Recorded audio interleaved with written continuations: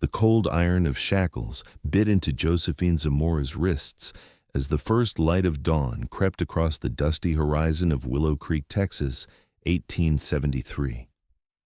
The auction block beneath her feet was rough and splintered, much like the life she'd led since her family's ranch had been seized after her father's death, leaving her with nothing but debts she couldn't possibly repay.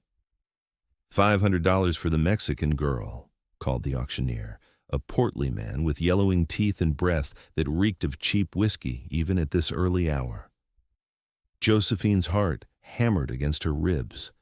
Though born to a Mexican mother and an American father, her olive skin and dark features had always made her an outsider in this town. Now they made her property. 600, called a voice from the back belonging to Silas Redmond, owner of the saloon where girls rarely lasted more than a season before disappearing or worse. 700, countered another voice, followed by cruel laughter. Josephine kept her eyes fixed on the dirt, refusing to give them the satisfaction of her tears. 20 years old and being sold like cattle to pay her father's debts she suspected had been falsified by the very men now bidding on her. 850, came a new voice, quiet but firm, cutting through the early morning air. The crowd parted, revealing a tall figure silhouetted against the rising sun. The stranger stepped forward, and Josephine could make out the features of a man perhaps 5 years her senior. Broad-shouldered and lean-hipped, he wore trail-worn clothes and a weathered Stetson pulled low over intense eyes. A gun belt hung comfortably at his side, the worn grip of his revolver suggesting a man familiar with its use. "Sold!" the auctioneer declared with unseemly haste, pocketing the money the stranger handed over. "She's yours now, mister." "Tucker Calloway," the man said, approaching the auction block. When he reached Josephine, he spoke in a low voice meant only for her. "Don't look down. Let the sun see freedom on your face." Confused but desperate for any hope, Josephine lifted her gaze to meet his. There was something in those eyes, not the predatory gleam she'd seen in the others, but something steadier, more resolute. The sheriff unlocked her shackles, and Tucker Calloway took her gently by the elbow, guiding her away from the auction block as the crowd dispersed, disappointed by the anticlimactic end to their morning's entertainment. "Where are you taking me?" Josephine asked when they were out of earshot, her voice hoarse from thirst and fear. "Away from here," he answered simply. "My horse is tied up behind the general store. Can you ride?" "I grew up on a ranch," she said with a flash of pride. A ghost of a smile crossed his face. "Good. We need to be gone before they realize what's happening." They reached his horse, a sturdy bay gelding with intelligent eyes. Tucker untied a second horse, a dappled mare that Josephine hadn't noticed. "I don't understand," she said, watching him check the mare's saddle. "You bought me fair and square, according to their twisted law." Tucker looked at her directly. "I didn't buy you, Miss Zamora. I bought your freedom. There's a difference." "How do you know my name?"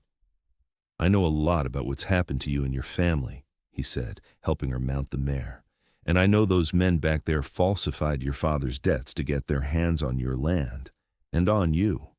Josephine's eyes widened. "Then you know that the copper mine under your family's property is worth a fortune?" "Yes. Now, we need to ride. Questions later." They spurred their horses to a gallop, heading west out of town.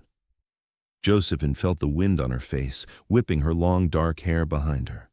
For the first time in months, she felt something other than despair, a dangerous, fragile spark of hope. They rode hard for several hours, following trails that seemed random to Josephine, but clearly held meaning for Tucker. By midday, they stopped at a small creek to water the horses and rest. "Why did you help me?" Josephine finally asked, splashing cool water on her face. Tucker knelt by the water, refilling their canteens. "Because what they did was wrong, because no human being should be sold to another. There are plenty of wrongs in this world, Mr. Calloway. Most people don't risk their lives to right them." He looked up at her, squinting slightly in the sunlight. "My father was a slave before the war. My mother was Cherokee. I know something about injustice. Josephine studied him more carefully. His features revealed what she hadn't noticed before: the complex heritage written in the angles of his face, the texture of his hair, the tone of his skin. "Where are we going?" she asked. "To a friend's ranch about 2 days' ride from here. He'll help us gather evidence against Judge Thornton, and his cronies prove they forged your father's debts, falsified the bank records." "And then what? Return to Willow Creek where half the town watched me being sold this morning?" Tucker stood, securing the canteen to his saddle. "That's your choice to make when the time comes. But first, we need to ensure you're not hunted as stolen property." The idea turned her stomach. "I'm not property." "I know that," he said softly.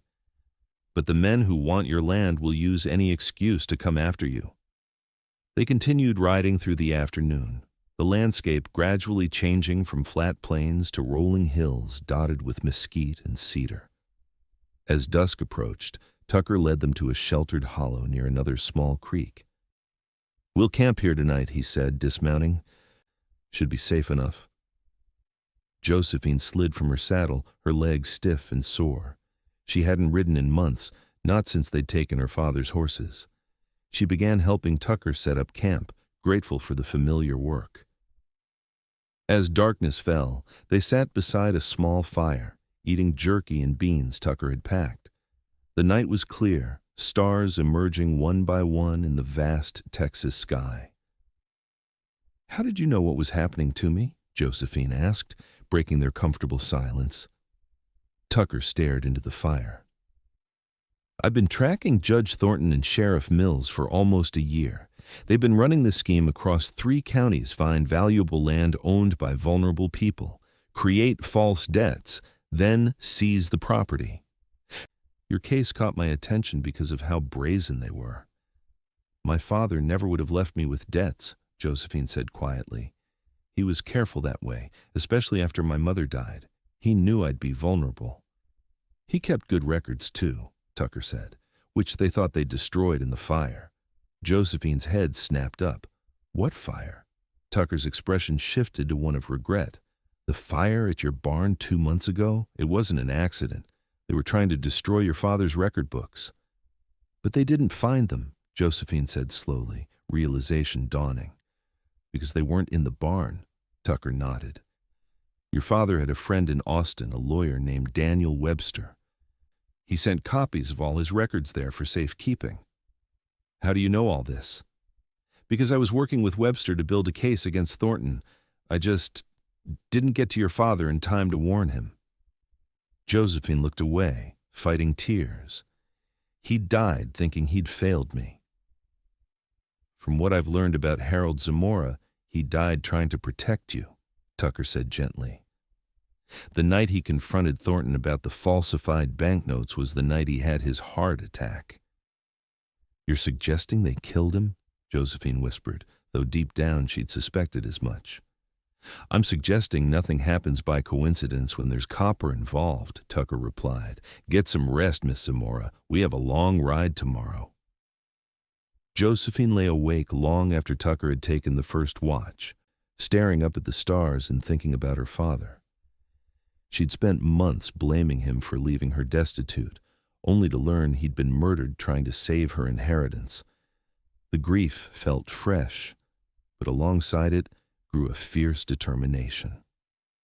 Dawn broke with a chorus of birdsong. They ate a quick breakfast of hardtack and dried fruit before breaking camp. As Josephine was tightening her saddle girth, she heard Tucker curse under his breath. "Riders coming," he said, nodding toward the eastern horizon where a cloud of dust was visible. "At least 4, maybe 5. "Thornton's men?" Josephine asked, her stomach clenching. "Likely. They must have realized what happened." Tucker handed her his spare revolver. "Can you shoot?" "Yes," she said, checking the cylinder. "My father taught me." "Good. We're going to split up. You ride northwest, follow the creek. I'll lead them south. We'll meet at Harris Crossing by nightfall." "I don't know where that is," Josephine protested. Tucker quickly sketched directions in the dirt. "It's about 20 miles. There's an abandoned cabin there. Wait for me inside." Before she could argue further, he gripped her shoulder. "Josephine, I need you to trust me. I'll find you." It was the first time he'd used her given name, and something in his voice made her nod. "Be careful, Tucker." He smiled, a genuine smile that transformed his serious face. "Always am. Now ride." Josephine spurred her mare northwest, following the creek as instructed. Behind her, she heard Tucker's horse galloping in the opposite direction, followed by distant shouts as the pursuers spotted him. She prayed they would all follow him and not split up to search for her. She rode hard for hours, stopping only briefly to rest her horse and drink from her canteen. The terrain grew rockier, the creek carving through small canyons and cedar breaks. By late afternoon, she spotted the crossing Tucker had described, a low water bridge of sorts, made from flat stones placed across the narrowest part of the creek. The abandoned cabin stood about 100 yards from the crossing, half hidden by scrub oak and mesquite. It was small but sturdily built, with a stone chimney and a porch that sagged slightly on one side. Josephine approached cautiously, leading her tired mare. The cabin was empty, as Tucker had promised. Inside was a single room with a stone fireplace, a rough wooden table, and a bed frame with no mattress. Dust covered everything, but there were no signs of recent occupation. Josephine unsaddled her horse and led her to a small corral behind the cabin, where there was enough grass for the mare to graze. As sunset approached, Josephine grew increasingly anxious. Tucker should have arrived by now if all had gone well. She paced the cabin, then the yard, scanning the horizon for any sign of movement. When darkness fell, she reluctantly went inside, barred the door, and sat with the revolver in her lap, jumping at every sound. Hours passed with no sign of Tucker. Exhaustion eventually overcame her vigilance, and she dozed fitfully, waking at the slightest noise. Just before dawn, she jerked awake at the unmistakable sound of hoofbeats approaching. Josephine positioned herself beside the window, revolver ready. The rider approached slowly, and in the gray pre-dawn light, she recognized Tucker's bay gelding. But something was wrong. Tucker was slumped forward in the saddle, one hand clutching the horn, the other pressed against his side. She rushed outside as the horse stopped in front of the cabin.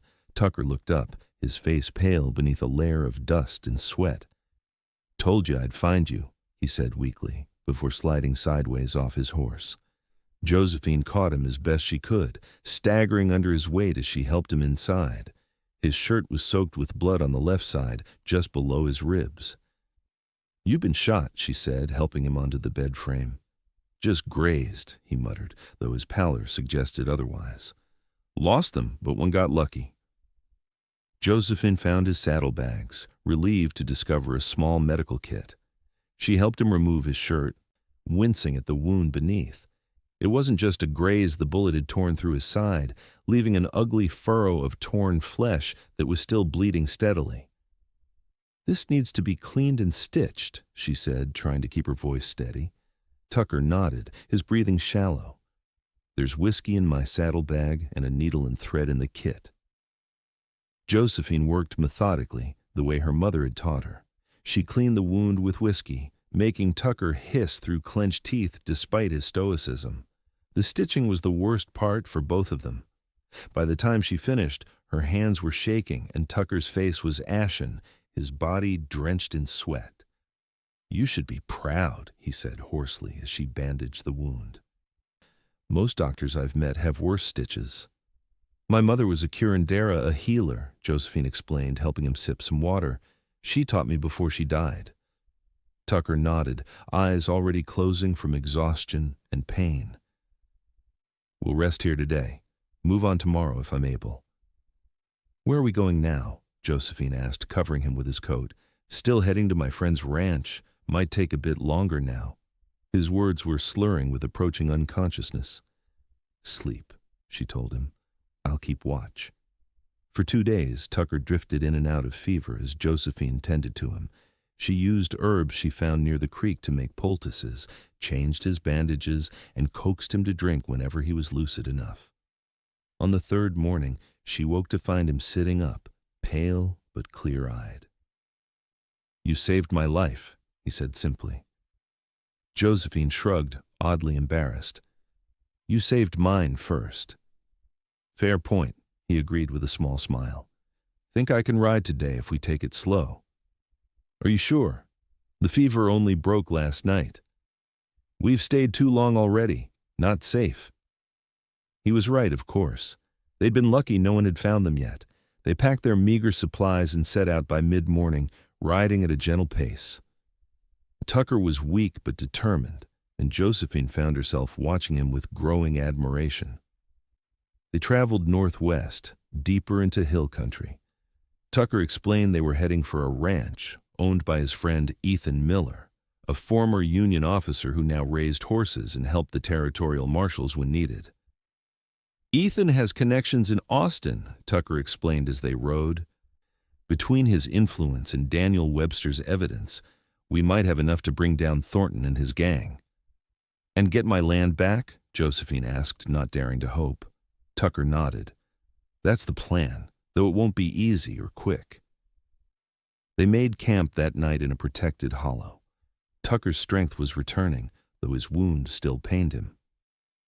As they sat by the fire, Josephine found herself studying his face, noticing details she hadn't before: the tiny scar beside his right eye, the way the firelight brought out auburn highlights in his dark hair. "How did you end up doing this?" she asked. "Helping people against men like Thornton?" Tucker was silent for a long moment. "My father was a freeman who fought for the Union. After the war, he moved us to Kansas, bought land. 3 years later, men like Thornton came with forged papers, claimed my father had defaulted on loans he never took. When he resisted," he trailed off, his jaw tightening. "My mother and I escaped. My father didn't." "I'm sorry," Josephine said softly. "I was 15, Tucker continued. "My mother and I made it to Indian Territory where her people took us in. She died 2 winters later. When I was 20, I went looking for the men who took our land. Found out they'd done the same to dozens of families, freed slaves, Mexican ranchers, anyone vulnerable." "So you became a crusader for justice," Josephine said without mockery. Tucker snorted. "Hardly that grand. Just a man trying to make things right, one case at a time." "And what about your own land? Your own justice?" His eyes met hers across the fire. "Some wounds don't heal, Josephine. But helping others, it gives purpose to the pain." They reached Ethan Miller's ranch late the following day. It was larger than Josephine had expected, with well-maintained fences and buildings. A tall man with graying hair and a military bearing met them at the gate, his face breaking into a smile when he recognized Tucker. "Calloway. Was starting to think you'd gotten yourself killed this time," he called, then sobered when he saw Tucker's condition and Josephine. "Trouble?" "Some," Tucker admitted, dismounting carefully. "Ethan Miller, this is Josephine Zamora." "Harold Zamora's daughter?" Ethan asked sharply. Josephine nodded, surprised. "You knew my father." "Knew of him. Tucker's been building the case about your father's land for months." He helped her down from her horse. "Come inside. You both look like you could use a meal and rest." The ranch house was comfortable and well-appointed, with signs of both a military man's precision and a Western rancher's practicality. A woman named Hannah, Ethan's housekeeper, showed Josephine to a room with a real bed and brought hot water for bathing. For the first time in months, Josephine felt human again. At dinner, Ethan laid out what they knew. "Daniel Webster has copies of your father's deeds and bank records. They prove the loans Thornton claims your father took were fabricated. We also have testimonies from 2 bank clerks who were forced to alter records," Tucker added, looking stronger after food and rest. "And a witness who overheard Thornton discussing the copper deposits with investors from St. Louis." "What we don't have," Ethan said grimly, "is proof they murdered your father. That's just suspicion for now." "It's enough to get my land back," Josephine said firmly. "And once I have that, I can hire investigators to look into my father's death." "It won't be that simple," Tucker warned. "Thornton's already sold mining rights to the Eastern Copper Consortium. They've invested thousands. They'll fight." "So will I," Josephine said, a steely determination in her voice that made both men look at her with new respect. Over the next week, Josephine learned more about the case against Thornton and his allies. Tucker's wound healed, though it left a vivid scar that pulled slightly when he moved. They spent hours poring over documents, planning strategies, and sending telegrams to Daniel Webster in Austin. In quiet moments, Josephine found herself drawn to Tucker. His quiet strength, his unwavering moral compass, and the gentle way he treated everyone around him awakened feelings she'd thought had died with her hope. She caught him watching her sometimes, a look in his eyes that made her heart beat faster, but he maintained a careful distance. One evening, she found him on the porch, staring at the sunset. She sat beside him, close enough that their shoulders almost touched. "Ethan says the territorial marshal will arrive next week," she said, "with warrants for Thornton and Sheriff Mills." Tucker nodded. "Webster's done good work. The evidence is strong." "Are you afraid?" she asked. He looked surprised. "Of Thornton?" "No." "Of what comes after," she clarified. "When this is over, what happens then?" Tucker was silent for a long moment.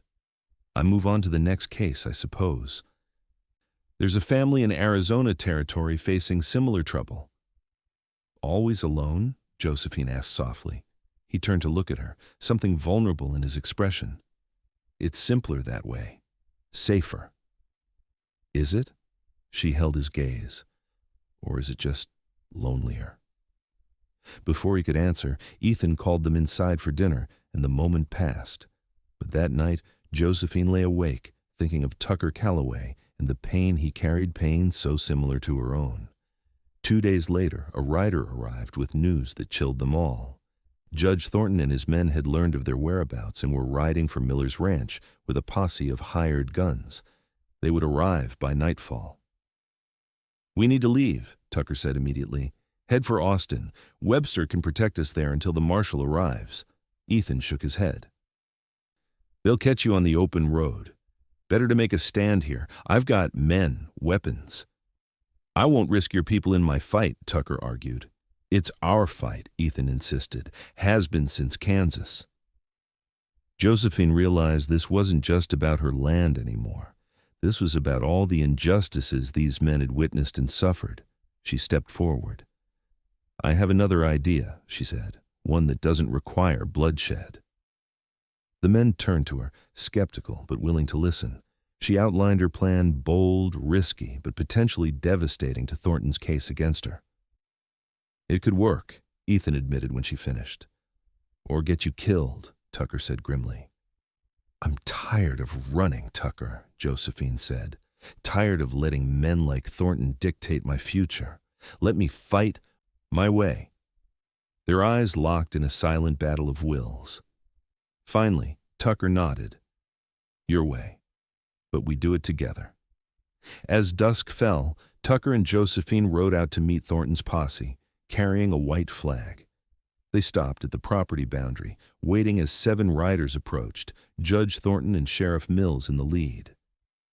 "Well, well," Thornton called, a thin man with cold eyes and expensive clothes. "The thief and the Mexican whore, surrendering at last." Tucker's hand tightened on his reins, but Josephine spoke before he could. "We're not surrendering, Judge Thornton. We're offering you a chance to avoid prison." Thornton laughed. Bold words from a debtor trying to escape her obligations. "Bold words from a man whose forgeries are now in the hands of the territorial governor," Josephine countered. She held up a packet of papers. "These are copies of my father's real bank records, his real deeds, and these," she held up another set, "are your forgeries, with sworn statements from the clerks you bribed to create them."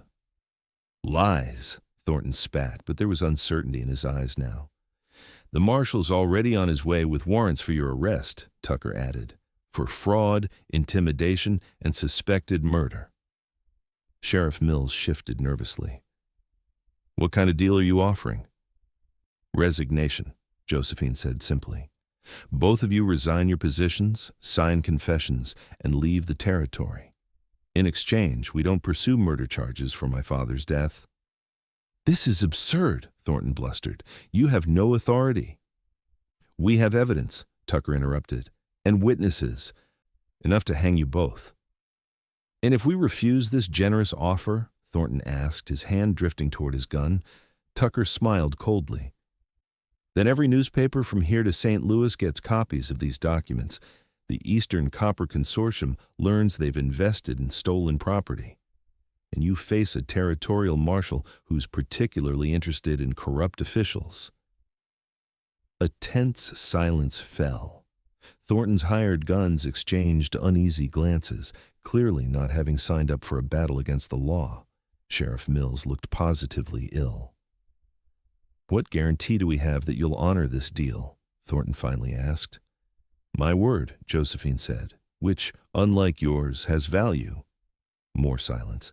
Then Sheriff Mills nudged his horse forward. I'll take the deal. Mills, you coward, Thornton began. I'm not hanging for you. Thornton, Mills snapped. I knew this would go too far when you had Zamora killed. The confession hung in the air like gun smoke. Tucker and Josephine exchanged glances. They hadn't expected Mills to implicate Thornton so directly. Thornton's face contorted with rage. With a sudden movement, he drew his pistol and fired at Josephine. Tucker lunged, knocking her from her horse as the bullet whizzed past. In the chaos that followed, Thornton spurred his horse and fled, leaving his men confused and leaderless. After him! Tucker shouted to Ethan's men, who had been waiting in the tree line. They took off in pursuit while Tucker helped Josephine to her feet. Are you hurt? He asked urgently, his hands gentle on her shoulders. No, she assured him, though her heart was racing. Just startled. Tucker, we have Mills's confession about my father's murder. Tucker's eyes widened as the significance sank in. Which means Thornton won't just lose his position, he'll hang. Sheriff Mills surrendered his weapon, looking defeated. I'll testify against him. I never wanted Zamora dead. That was all Thornton's idea. By morning, Thornton had been captured trying to cross into Indian territory. The territorial marshal arrived 2 days later, taking both Thornton and Mills into custody, along with all the evidence Tucker and Josephine had gathered. The governor sends his personal apologies, Miss Zamora, the marshal said as he prepared to leave with his prisoners. Your property will be returned to you immediately, with compensation for damages. The mining rights granted to the Eastern Copper Consortium have been nullified. Josephine stood tall, feeling her father's presence beside her. Thank you, Marshal. Justice was all I wanted. And justice you shall have, the marshal assured her. These men will face trial in Austin next month. Your testimony will be required. After the marshal left, a strange quiet fell over the ranch. Their mission accomplished, an uncertain future stretched before them. Josephine found Tucker by the corral, watching the sunset as he often did. I'll be heading back to my ranch tomorrow, she said, joining him at the fence. There's much to rebuild. Tucker nodded. It won't be easy running a ranch alone. No, she agreed, but it's my home, my legacy. She paused, gathering her courage. Unless I had a partner. Tucker turned to look at her, surprise and something deeper in his eyes. Josephine. You said you move on to the next case, she continued quickly, that it's simpler, safer to be alone. But what if it isn't? What if two people fighting together are stronger than either one alone? The copper on your land will make you wealthy, Tucker said carefully. You could have any man you wanted. I don't want just any man, Josephine said softly. I want the one who saw me as a person when everyone else saw property. The one who told me to let the sun see freedom on my face. Tucker's expression softened, the barriers he'd built around himself crumbling visibly. I'm not good at staying in one place. Then we'll travel, she suggested. Help others like you've been doing, like we did together. But we'll always have a home to return to, Tucker reached out, his calloused fingers gently tracing her cheek. "Are you sure this is what you want? A half-breed drifter with no fortune to his name?" "I want a man with honor," Josephine said firmly, placing her hand over his. "A man who fights for justice. Everything else is just details." Tucker's smile started slow, then spread across his face, transforming him. Without another word, he pulled her to him and kissed her a kiss that spoke of hope, of possibility, of a future neither had dared imagine. They married 3 weeks later, after Thornton and Mills were convicted. The small ceremony was held on Josephine's reclaimed ranch, with Ethan Miller standing as Tucker's best man and Daniel Webster giving the bride away. As they exchanged vows under the vast Texas sky, Josephine thought of her parents and knew they would approve of the man who now stood beside her. Over the years that followed, Tucker and Josephine Calloway became known throughout the territories as advocates for those facing injustice. They spent springs and summers working the Zamora Ranch, which prospered under their care. Falls and winters found them traveling, helping others fight against land fraud and corruption. They testified before territorial courts, assisted federal marshals, and built a network of allies across the West. Their first daughter was born 2 years after their marriage, followed by twin sons 3 years later. The children grew up understanding that justice was not just an ideal, but a responsibility, a lesson their parents lived every day. On the 10th anniversary of their meeting, Tucker took Josephine back to Harris Crossing, to the abandoned cabin where she had saved his life. He had secretly purchased the property, renovated the cabin, and planted a garden of healing herbs in her mother's tradition.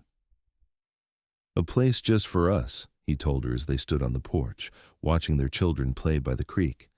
"When the world gets too loud or the fight seems too hard." Josephine leaned against him, savoring the solid strength of the man who had become her partner in all things. "Do you ever regret it?" she asked, stopping at that auction block, buying a stranger's freedom. Tucker turned her to face him, his eyes reflecting the same love they had for a decade. "Best investment I ever made," he said, smiling. "Let the sun see freedom on your face, I told you. Little did I know you'd bring that same light into my life." Josephine kissed him, still marveling that the darkest day of her life had led her to this man, this love, this family. The setting sun bathed them in golden light as they stood together, free and whole, on land that was truly their own.